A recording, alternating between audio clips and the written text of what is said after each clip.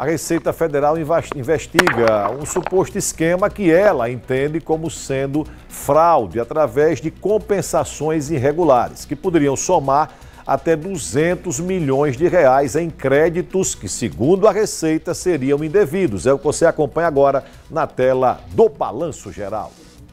Todos os meses, os municípios fazem a chamada DCTF, que é a Declaração de Débitos e Créditos Tributários Federais. É nela que as administrações municipais apresentam, por exemplo, quanto de contribuição previdenciária devem repassar ao Ministério da Fazenda. Se em uma DCTF anterior o município pagou a mais do que efetivamente devia, pode ser gerada uma declaração de compensação.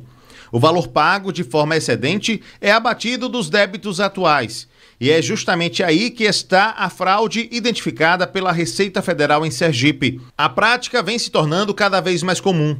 E a Receita Federal acredita que os prefeitos foram vítimas de falsas promessas de assessorias jurídicas, que se apoiaram em uma mudança que ocorreu em outubro de 2022, quando o Sistema de Controle da Previdência Social deixou de ser GFIP e passou a ser E-Social. Essas consultorias, a partir de 2023, começaram a tratar, assim, aparecer concretos oriundos da época da GFIP.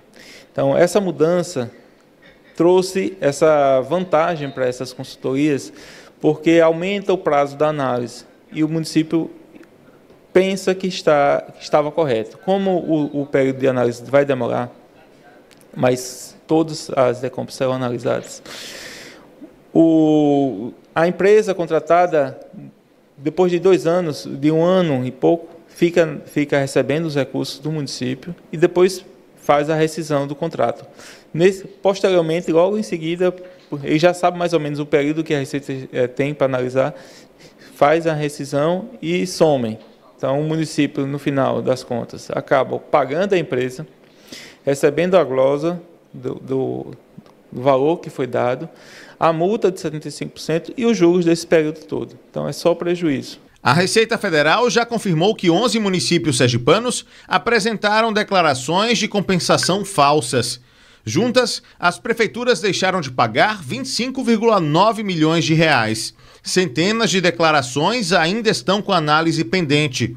Todas elas representam quase 180 milhões de reais, oriundos de 24 municípios do estado. Eles fingem que existe um crédito em um período anterior, normalmente em 2021, 2022, que é um período que existia o sistema da GFIP, e alegam que esse crédito vão ser utilizado agora na DCTF.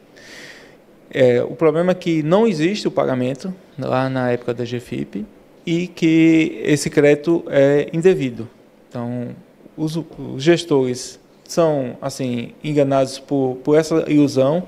A Receita realmente, devido a esse distanciamento e devido à mudança do sistema, há um período maior para ser analisado, mas todas essas decompras serão analisadas e serão glosadas. A gente alerta para os municípios que utilizaram essa situação, que cancelem essas pedidos de compensações. Como para determinar se os créditos existem ou não, a Receita Federal precisa integrar os dados dos 2 sistemas, a análise leva tempo.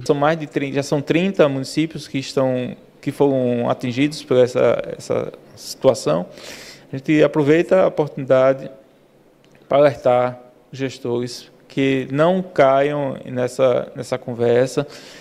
Aproveitem a PEC 66 que foi aprovada para retificar as declarações, incluir o valor que vai ser glosado, que vai ser retirado da DCTF para o pagamento do parcelamento. Então, você vai ter o benefício da redução dos juros, de multa e um parcelamento bem longo, mais de 300 meses. As penalidades não se esgotam em seu caráter financeiro. Os gestores também serão responsabilizados. Havendo a comprovação de que houve esse desvio, que houve propositadamente a vontade de cometer esse crime, né? Essa simulação de compensação de crédito tributário previdenciário, os gestores são responsáveis de forma objetiva. a responsabilidade deles objetiva. O que acontece com isso? Eles vão responder pelo crime de apropriação indébita previdenciária, se for comprovado fraude tributária, e a pena para apropriação indébita previdenciária varia de 2 a 5 anos e multa.